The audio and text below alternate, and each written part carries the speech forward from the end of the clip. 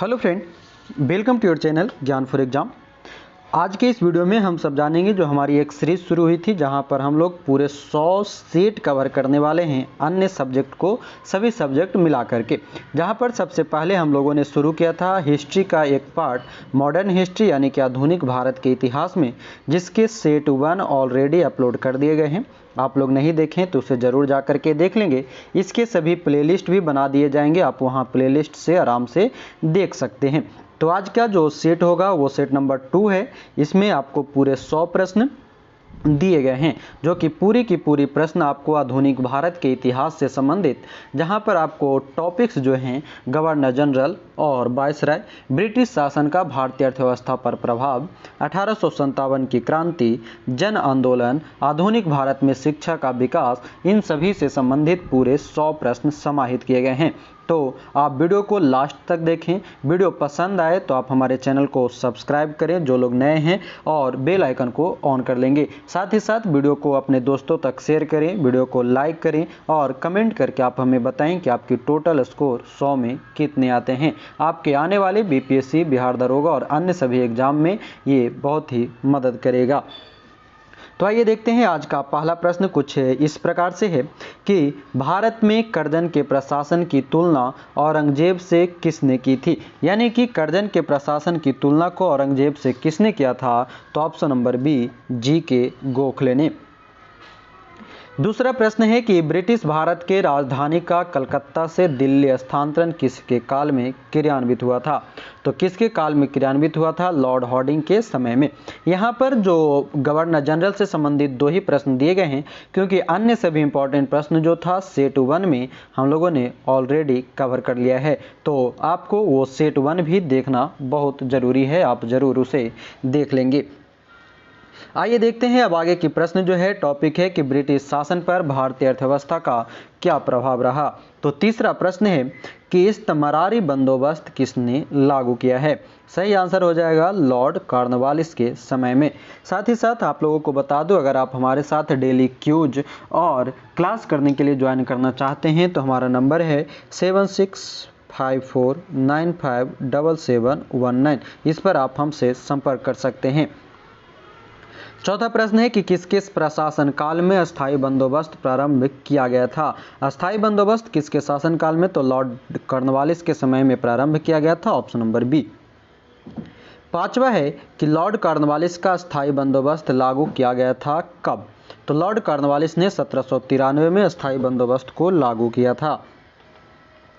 छठा प्रश्न कि बिहार में परमानेंट सेटलमेंट लागू करने का कारण क्या था? यानी कि अस्थायी बंदोबस्त लागू करने का कारण क्या माना जाता है? तो आप ऑप्शन देखेंगे तो आपको दिखाई देगा कि जमींदारों के लिए जमीन पर वंश परंपरागत अधिकार को स्वेच्छा से हस्तांतरित करने के अधिकार को लेकर। सातवां प्रश्न कि सर टॉमस मुनरो भू राजस्व बंदोबस्त से संबंधित हैं। तो यह हो जाएगा रैयतवाड़ी बंदोबस्त से सर टॉमस मुनरो का संबंध है। आठवां प्रश्न कि मद्रास के रैयतवाड़ी बंदोबस्त से कौन संबंधित रहा था? तो मद्रास से संबंधित है टॉमस मुनरो, ऑप्शन नंबर सी।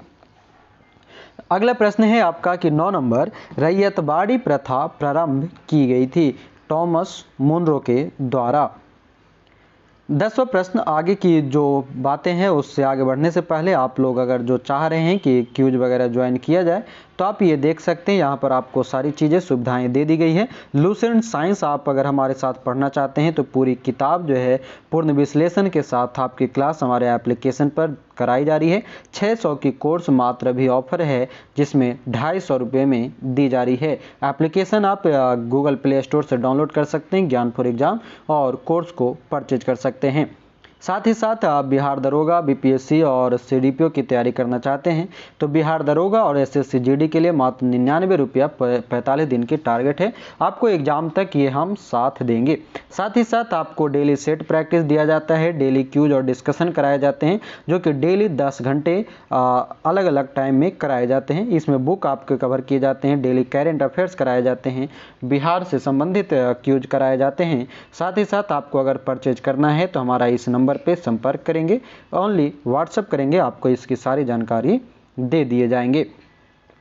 तो आगे चलते हैं अगला प्रश्न की ओर।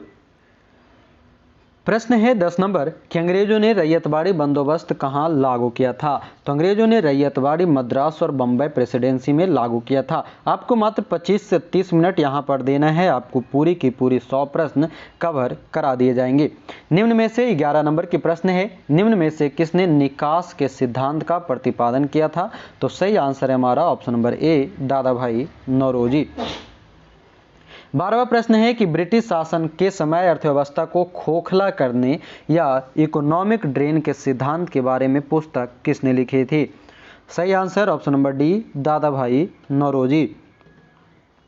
13 नंबर प्रश्न है poverty and the British rule in India नामक पुस्तक किसने लिखी है। सही आंसर दादा भाई नौरोजी। 14 नंबर की प्रश्न है कि किसने यह विचार किया था कि भारत में ब्रिटिश आर्थिक नीति घिनौनी है। तो यह विचार कार्ल मार्क्स की है, ऑप्शन नंबर सी। अब आगे के जो पॉइंट है बहुत ही इंपॉर्टेंट पॉइंट है, टॉपिक्स हैं, जहां से कि अक्सर एक न एक प्रश्न आपके एग्जाम में दिखाई देते हैं। 1857 की क्रांति, तो सॉल्व करेंगे इसके पहले प्रश्न, यानी कि टोटल प्रश्न संख्या 15। अंग्रेजी भारतीय सेना में चर्बी वाले कारतूसों से चलने वाली एनफील्ड राइफल कब शामिल किए गए थे। तो यह शामिल किया गया था दिसंबर 1856 में। 16 नंबर प्रश्न है कि भारत में प्रथम स्वतंत्रता संग्राम का मुख्य तत्कालिक कारण क्या था। मुख्य तत्कालिक कारक जो माना जाता है अंग्रेजों का धर्म में हस्तक्षेप का संदेह। 17 नंबर प्रश्न है कि 1857 की क्रांति का प्रमुख कारण क्या था। तो सही आंसर हो जाएगा ब्रिटिश साम्राज्य की नीति, ऑप्शन नंबर डी। 18वां प्रश्न, मंगल पांडे की घटना हुई थी कहाँ। तो मंगल पांडे बैरकपुर से संबंधित थे और ये पश्चिम बंगाल में स्थित शहर है। 19 नंबर प्रश्न है कि मंगल पांडे कहाँ के विप्लव से जुड़े हुए थे। तो यह सही आंसर हो जाएगा बैरकपुर, ऑप्शन नंबर ए। 20वां प्रश्न कि 1857 की क्रांति सर्वप्रथम कहां से प्रारंभ हुई थी। तो सही आंसर है हमारा ऑप्शन नंबर सी, मेरठ से। 21 नंबर की प्रश्न कहता है कि 1857 के संग्राम में संबंधित पहली घटना कौन सी थी। तो 1857 से संबंधित पहली घटना कि सैनिकों का दिल्ली के लाल किले पर पहुंचना और उसके बाद बहादुर शाह जफर को अपना नेता घोषित करना। तो सही आंसर है ऑप्शन नंबर सी।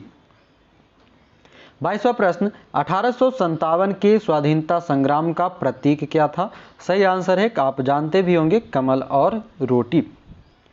23वां कि 1857 के बरेली विद्रोह का नेता कौन था। बरेली से अगर बात करेगा तो खान बहादुर खां। 24वें नंबर की प्रश्न है कि 1857 के स्वाधीनता संग्राम की वीरांगना महारानी लक्ष्मीबाई की जन्मस्थली कौन सी है। स्वाधीनता संग्राम में महारानी लक्ष्मीबाई का जो जन्म स्थान है वह है वाराणसी। 25 नंबर की प्रश्न है कि रानी लक्ष्मीबाई को अंतिम युद्ध में सामना करना पड़ा था किसका। तो सही आंसर ऑप्शन नंबर ए, हीरोज का।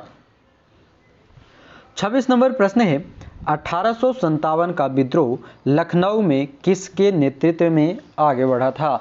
हमारा सही आंसर है बेगम ऑफ मगध अवध, यानी कि अवध की जो रानी थी उसके समय में।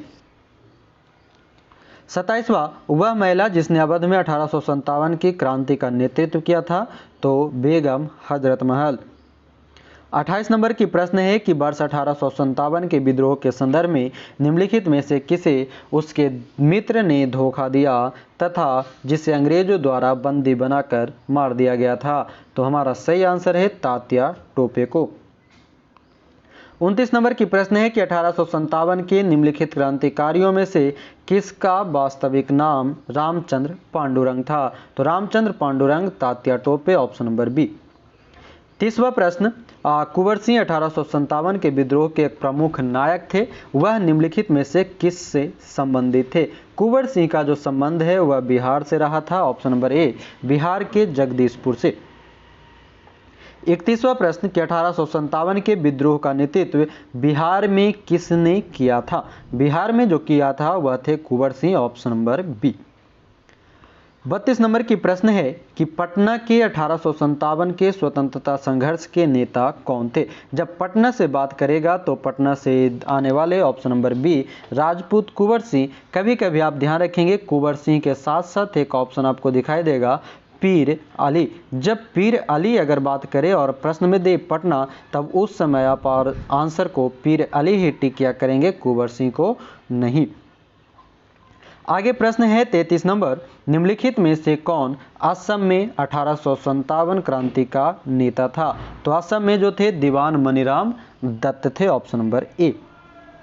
34वां प्रश्न कि 1857 के विद्रोह का बिहार में 15 जुलाई 1857 से 20 जनवरी 1858 तक का केंद्र कौन रहा था। तो जगदीशपुर। 35वां, जगदीशपुर के राजा कौन थे। तो कुंवर सिंह थे। 36 नंबर की प्रश्न है कि 1857 ईस्वी की क्रांति में अंग्रेजों व जोधपुर की संयुक्त सेना को पराजित करने वाला कौन था। तो 1857 की क्रांति में जोधपुर की जो सेना को पराजित किया था वह है ऑप्शन नंबर डी औवा के ठाकुर कुशल सिंह। 37 नंबर प्रश्न है कि निम्नलिखित में से कौन सा स्थल राजस्थान में 1857 की क्रांति का केंद्र नहीं था। अजमेर, जयपुर, नीमच या औवा। सही आंसर है जयपुर। 38वां प्रश्न, निम्नलिखित में से किसने 1857 में अंग्रेजों से संघर्ष किया था। अंग्रेजों से संघर्ष यहाँ पर जो किया था तो सही आंसर हो जाएगा सआदत खां। अगला प्रश्न 39 नंबर है कि निम्नलिखित में से कौन 1857 के विद्रोह में अंग्रेजों का सबसे कट्टर दुश्मन था।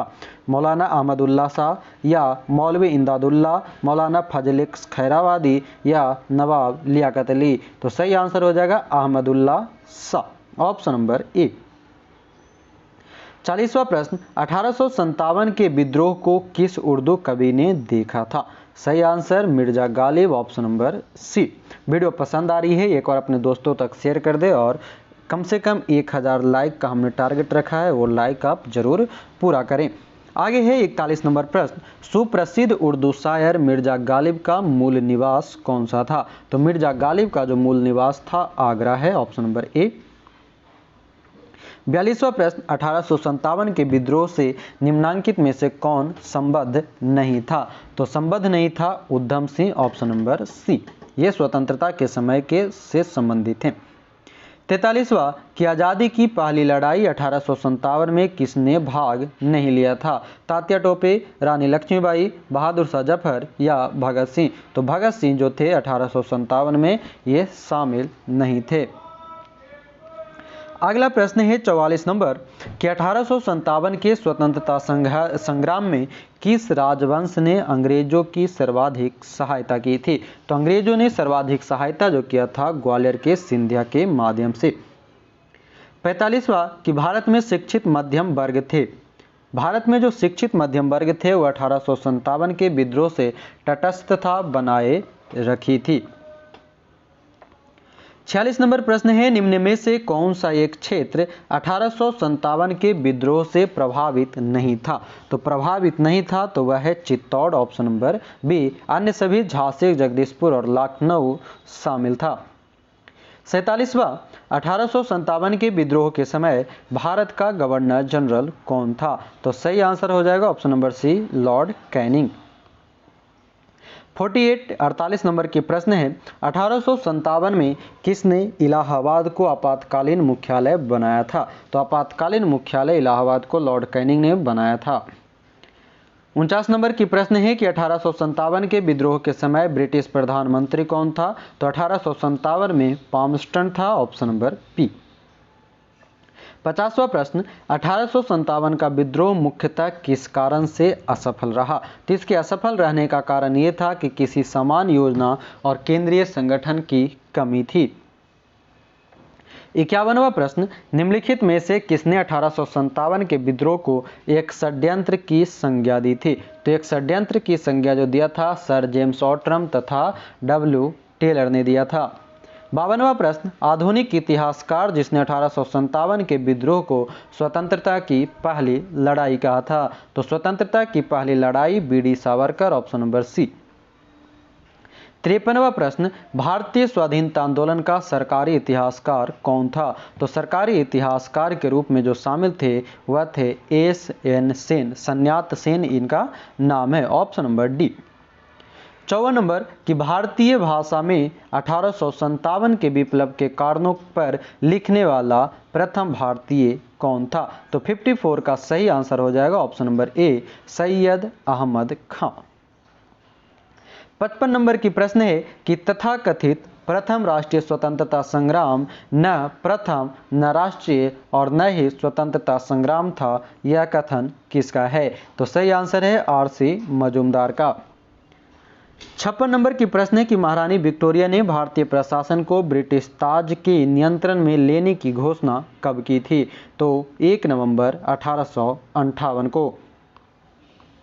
अगले 57 है 57 नंबर की कि निम्नलिखित में से कौन सा आयोग 1857 के विद्रोह के दमन के बाद भारतीय फौज के नव संगठन से संबंधित है? तो सही आंसर हो जाएगा हमारा पील आयोग, ऑप्शन नंबर बी। आगे के जो प्रश्न है, हमारा टॉपिक है जन आंदोलन। जन आंदोलन से संबंधित प्रश्न आपको आगे के दिखाई देंगे। वीडियो पसंद आ रही है लाइक शेयर कमेंट करें। आपको लाइक करने में ज़्यादा टाइम नहीं लगता और शेयर करने में भी बिल्कुल टाइम नहीं लगता। आप सुबह सुबह उठ करके जो गुड मॉर्निंग कहते हैं, गुड मॉर्निंग से सबसे अच्छा है कि एक विश इसके साथ ये वीडियो भी शेयर करते जाएँ, ताकि आपके दोस्तों को और आपके पहचान वाले को ये फायदा भी हो। तो देखते हैं 58 नंबर के प्रश्न है कि 1857 के विद्रोह के ठीक बाद बंगाल में निम्नलिखित में से कौन सा विप्लव हुआ था? तो यह हुआ था नील उपद्रव 18, ऑप्शन नंबर सी।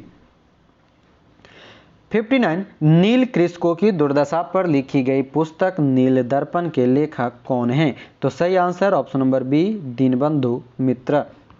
60 नंबर प्रश्न है कि वंदे मातरम गीत किसने लिखा है? तो वंदे मातरम बंकिम चंद्र चटर्जी ने लिखा, ऑप्शन नंबर डी। 61 आनंद मठ उपन्यास की कथावस्तु आधारित थी किस पर? तो आनंद मठ जो आधारित है यह है सन्यासी विद्रोह पर। 62 नंबर की प्रश्न है कि निम्नलिखित विद्रोहों में से किसको बंकिम चंद्र चटर्जी ने अपने उपन्यास आनंद मठ में उल्लेख करके प्रसिद्ध किया है? तो सन्यासी विद्रोह, ऑप्शन नंबर डी। 63 मुंगेर के बड़हिया ताल विरोध का उद्देश्य क्या था? तो यह था बकास्त भूमि की वापसी की मांग। 64वां 19वीं शताब्दी के दौरान होने वाले बहावी आंदोलन का मुख्य केंद्र कौन सा था? तो मुख्य केंद्र है Patna, option number B. 65 number की प्रश्न है कि कूका आंदोलन को किसने संगठित किया था? तो कूका आंदोलन को संगठित करने वाला व्यक्ति गुरु राम सिंह था, ऑप्शन नंबर सी। 66वां प्रश्न है पागलपंथी विद्रोह वस्तुतः एक विद्रोह था किसका? तो पागलपंथी विद्रोह जो है यह गारो के द्वारा किया गया विद्रोह था। 67 निम्नलिखित में से कौन फराजी विद्रोह का नेता था? फराजी विद्रोह का नेता दादू मियां, ऑप्शन नंबर बी। 68 बेलूथम्पी ने अंग्रेजों के विरुद्ध आंदोलन का नेतृत्व किया था कहाँ? तो बेलूथम्पू ने जो है यह विरुद्ध किया था केरल में, ऑप्शन नंबर ए। 69 महाराष्ट्र में रामोसी कृषक जत्था किसने स्थापित किया था? तो रामोसी कृषक जत्था जो किया था वासुदेव बलवंत फड़के। 70 नंबर की प्रश्न है निम्नलिखित में से कौन सा स्थान गडकरी विद्रोह का केंद्र था? तो गडकरी विद्रोह का जो केंद्र माना जाता है यह कोल्हापुर जो कि महाराष्ट्र में स्थित है। 71वां प्रश्न की मानव बलि प्रथा का विरोध यानी कि प्रथा का निषेध करने के कारण अंग्रेजों के विरुद्ध विद्रोह करने वाली जनजाति का नाम क्या है? तो यह है खोंद जनजाति, ऑप्शन नंबर बी, जो कि असम के क्षेत्र में ज्यादातर पूर्वोत्तर राज्यों में ये पाए जाते हैं। 72वां प्रश्न है कि कोल विद्रोह जो कि 1831 से 32 के बीच हुआ था, इसका नेतृत्व किसने किया था? तो बुद्धू भगत, ऑप्शन नंबर ए। 73वां प्रश्न कि छोटा नागपुर जनजाति विद्रोह कब हुआ था? तो छोटा नागपुर जनजाति का विद्रोह 1820 में कराई गई थी, यानी कि हुआ था।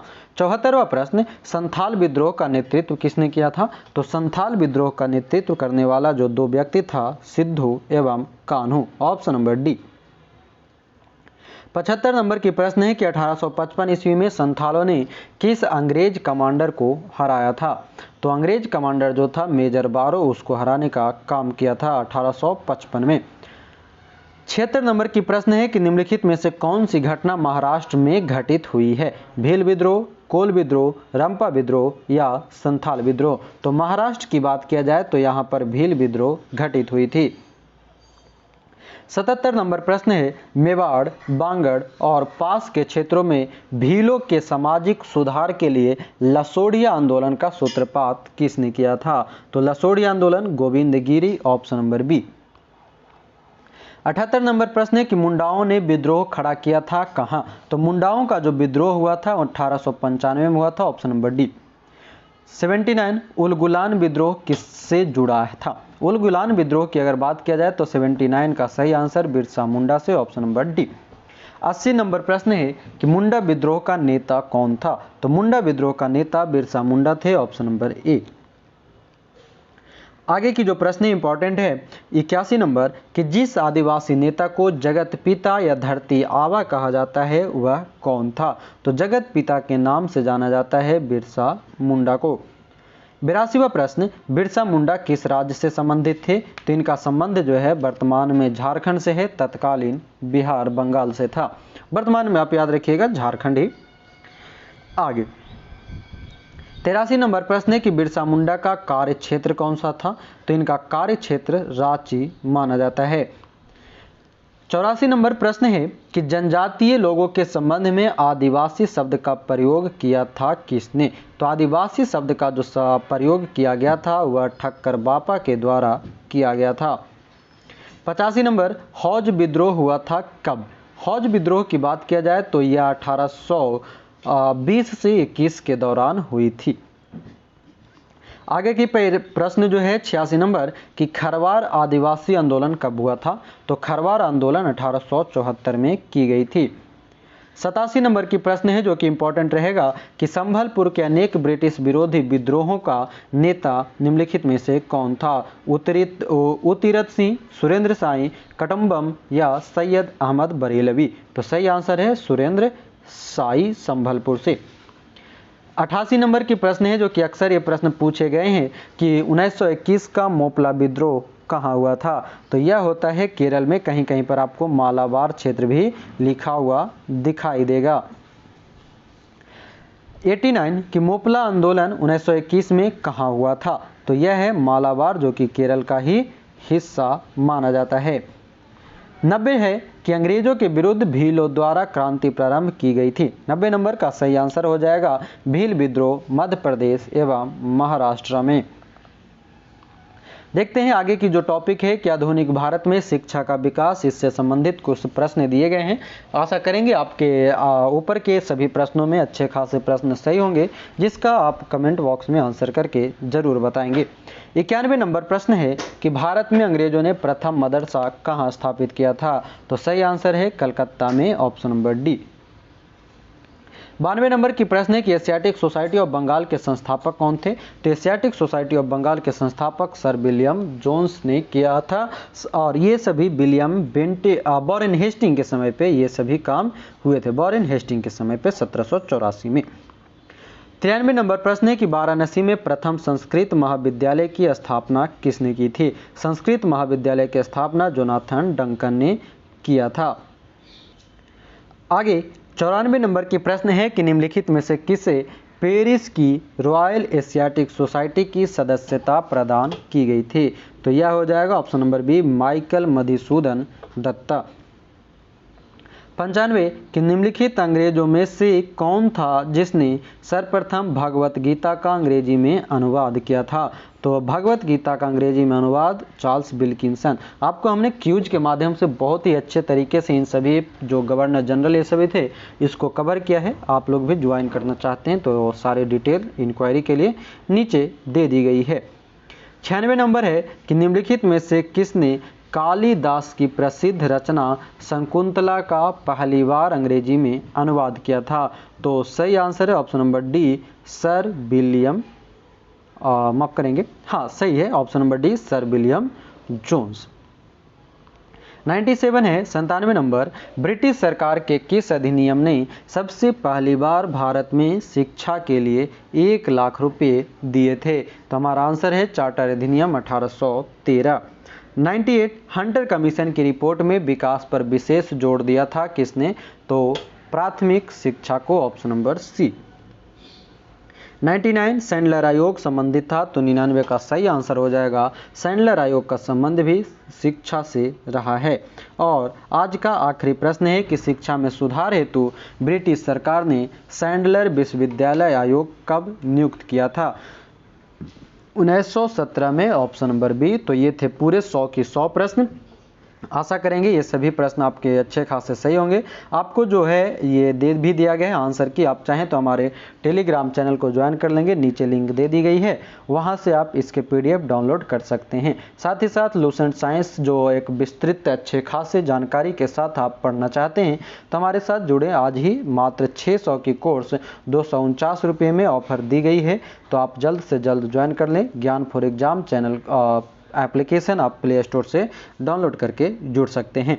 साथ ही साथ जिनका भी बिहार दरोगा एसएससी जीडी का एग्जाम है वो 99 और 67 बीपीएससी सीडीपीओ के लिए 499 के कोर्स में आपको ये सभी सुविधाएं दी जा रही है, जहां पर daily set practice, daily cues and discussion, daily 10 घंटे की लूसेंट क्रॉन घटना चक्र, इन सभी बुक को कवर किया जाता है। Bihar special, topic wise test, current affairs, साथ ही साथ आपको अन्य सभी सुविधाएं दी जाती है। इन सभी पर जुड़ने के लिए आप हमारा नंबर है 7654957719, इस पर आप संपर्क कर सकते हैं। तो आज के लिए इतना ही। आशा करेंगे आपको सभी प्रश्न अच्छे लगे होंगे और वीडियो भी पसंद आया होगा। तो जाते जाते एक लाइक करें, अपने दोस्तों के साथ इसे शेयर करें, और जो लोग नए हैं चैनल को सब्सक्राइब कर लेंगे, बेल आइकन को ऑन कर लें ताकि आने वाले सभी वीडियोज की अपडेट आपको मिलता रहे। तो आज के लिए आपका बहुत बहुत धन्यवाद। जय हिंद।